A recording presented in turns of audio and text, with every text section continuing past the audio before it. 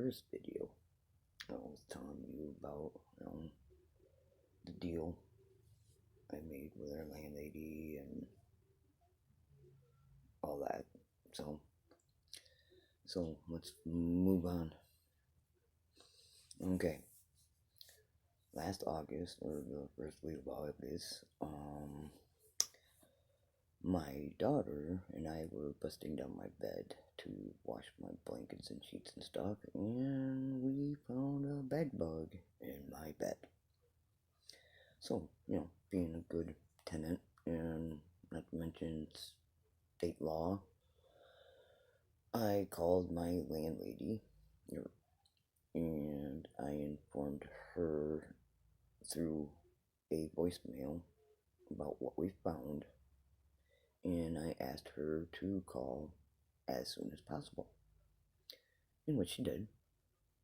And I asked her, we went in depth with it about what's going on and how to take care of them and all that, and who to get a hold of. And then I asked her politely if she would let her tenants upstairs, my neighbors, know what we found, and asked them to look around to see if any of them traveled to their apartment. I even told her it was, common, and it happens because even 5-star hotels get them. And it's been an epidemic for years here in northern New York. So, and I just wanted to make sure that none of the little critters migrated up to your apartment. And what great thanks do I get? It's coming. So she did. She called him, and then she called me back yelling about the furniture that my son gave me.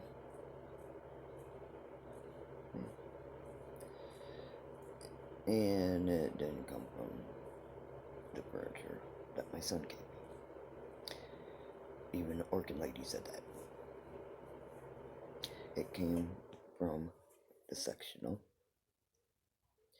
in my husband's recliner.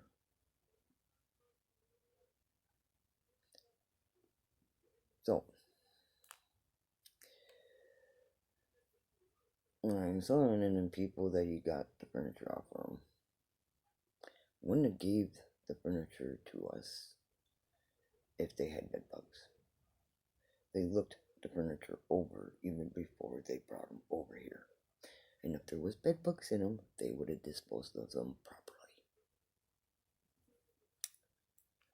And another thing, my living room furniture wasn't picked up on the roadside. Thank you.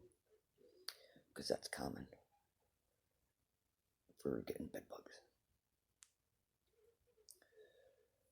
So, off and on from July 26th to middle of August, put it that way, was a total nightmare for me and my husband.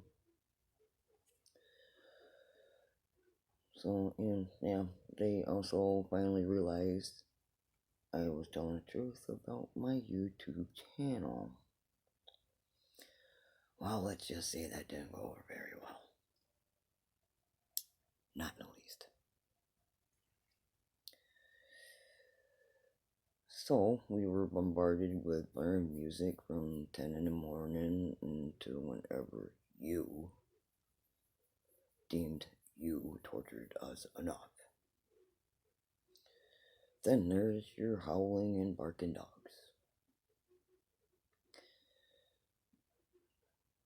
And there was one night or day that music started at 10 a.m. Didn't stop until 7. But here's the punchline, people. And you're gonna love this.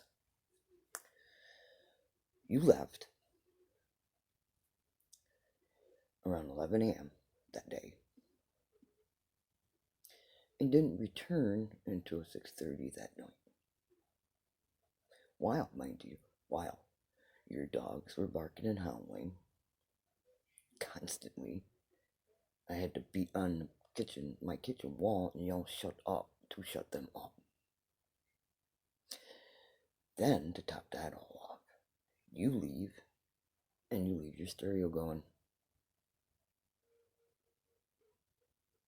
Yeah.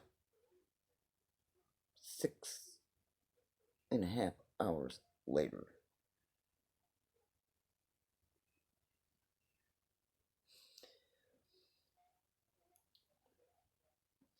And your music was blaring so loud that we, or I should say I, but could hear the singer and the lyrics of the song that they were playing.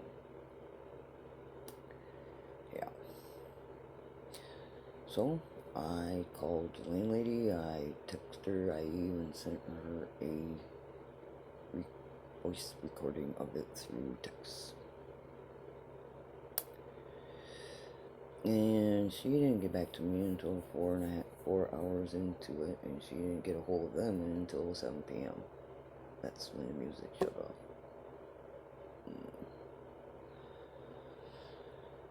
And another day, they left again with Daddy Dearest. Again. You did. At 2 p.m. Didn't get back until 6 p.m. And you left your music blaring again.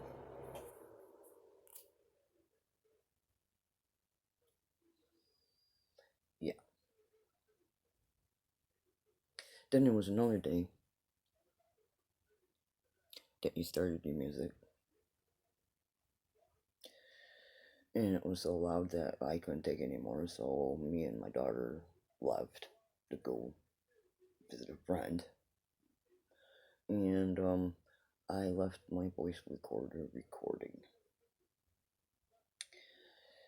And did you know that I got you going up and down your stairs quite a few times? I know what you were doing. You're looking through my living window, see if I was in there. Then when you found out that I wasn't even here, you shut your music off 15 minutes after I left. How I know that? Because it was in the 15-minute mark on my voice recorder, which records 30 minutes at a time. That's how I know.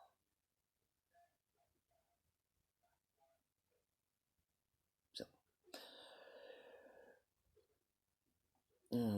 while you were gone with Daddy Dearest, I called Jill.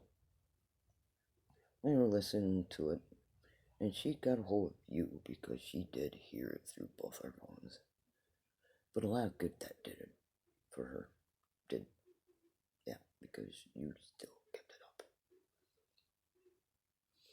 Okay, I'm going to leave it here.